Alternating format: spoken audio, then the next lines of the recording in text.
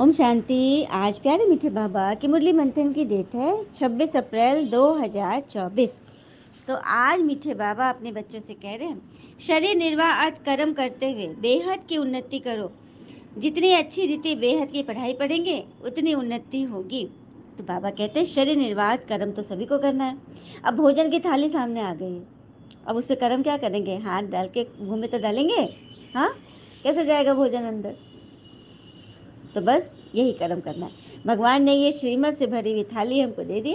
अब इसको एक एक चुन चुन कर अपने टेस्ट के अनुसार इसको ले और सत्कर्म करे और भरपूर हो जाए।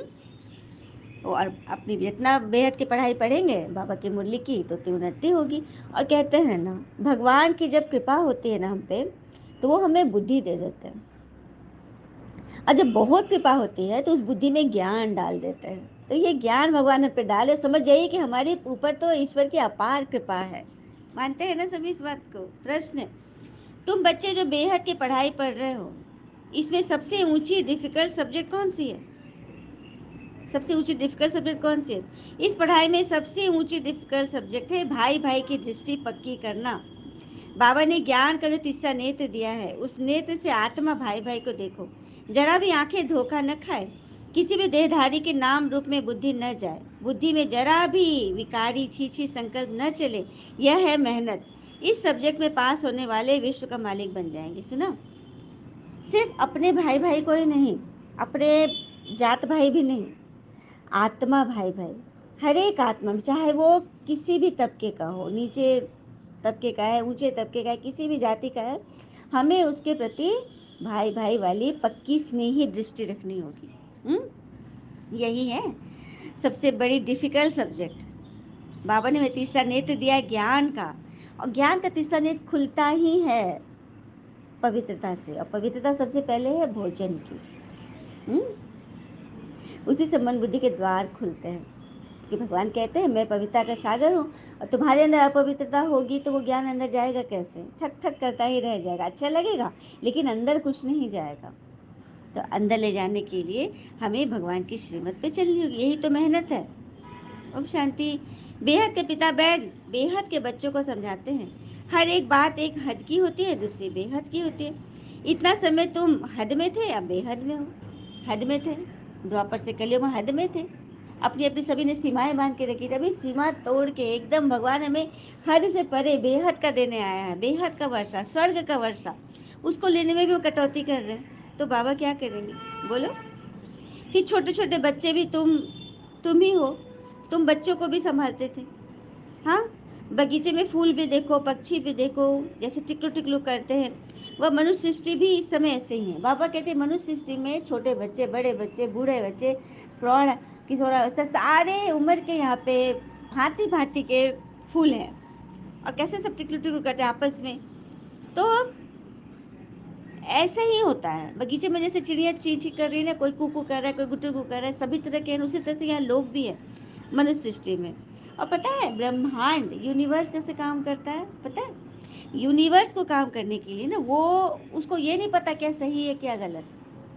वो वो उस चीज को कैच करता है जो हमारे माइंड में जनरेट करता है, हमारी फ्रीक्वेंसी किस चीज से मिली हुई। यदि हम दर्द में हैं, हलचल में हैं, फलाना किसी की कमी कमजोरी में उलझे में, तो वो फ्रीक्वेंसी, वो वाइब्रेशन हम जनरेट करते हैं, रेडिएट करते हैं, जिसको ब्रह्मांड पकड़ता है।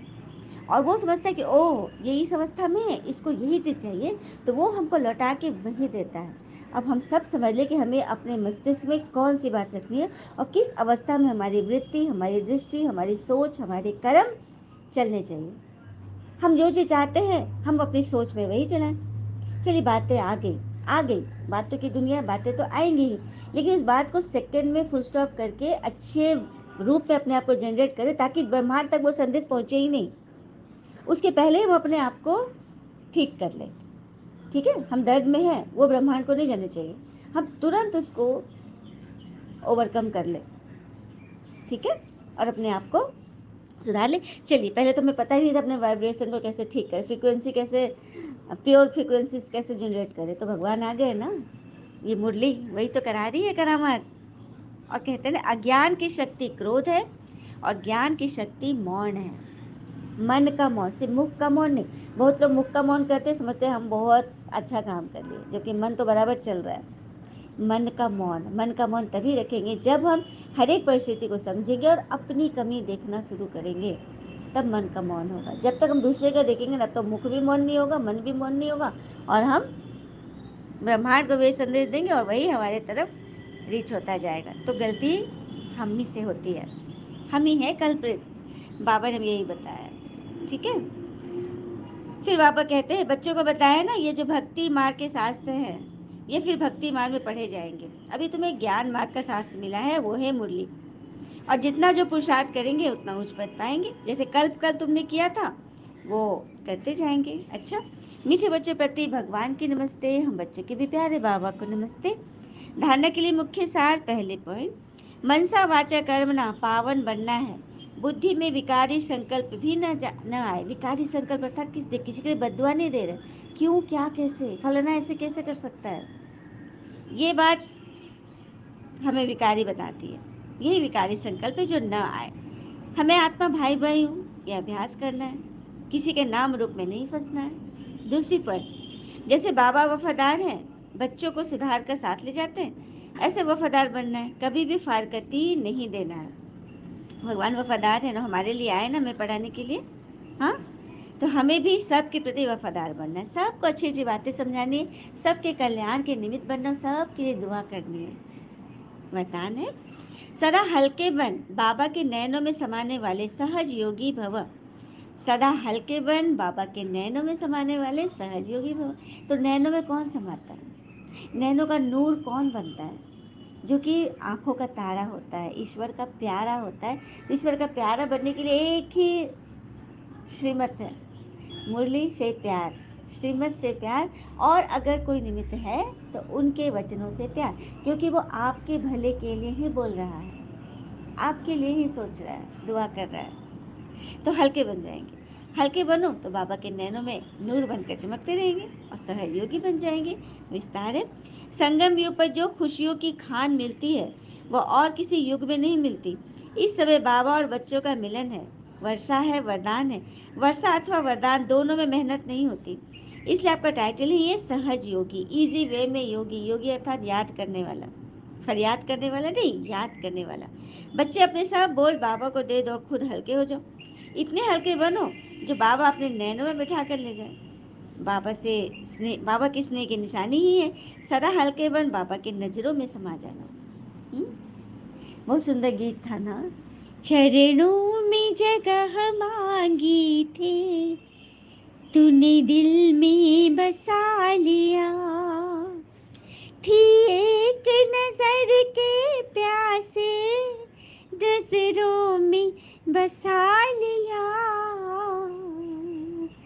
आपका शुक्रिया, आपका शुक्रिया, आपका शुक्रिया, आपका शुक्रिया।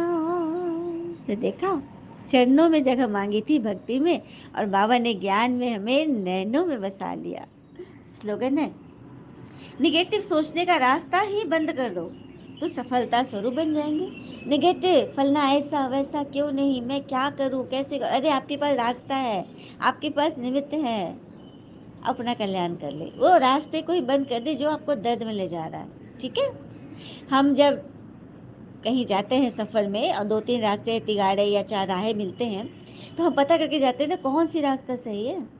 अगर हम गलत दिशा में जाते हो तो कितनी परेशानी होती है ना। उसी तरह से व्यर्थ, हमें पता होता है कि यहाँ पे व्यर्थ है, यहाँ पे माया है, यहाँ पे हलचल है, यहाँ पे दर्द है, तकलीफ है, लेकिन हम उधर ही जाते हैं। तो बाबा आगे गाइड बन के हमें सच्चा रास्ता बताने, तो खुद भी चले और औरों को भी चलाए, तो खुद भी सफलता मूर्त बने और सबको सफलता मूर्त बनाते जाए। अच्छा, ओम शांति। शुक्र मीठे बाबा, वो बाबा के प्यारे प्यारे बच्चे, आप सबका जीवन सदैव शुभ हो। ओम शांति।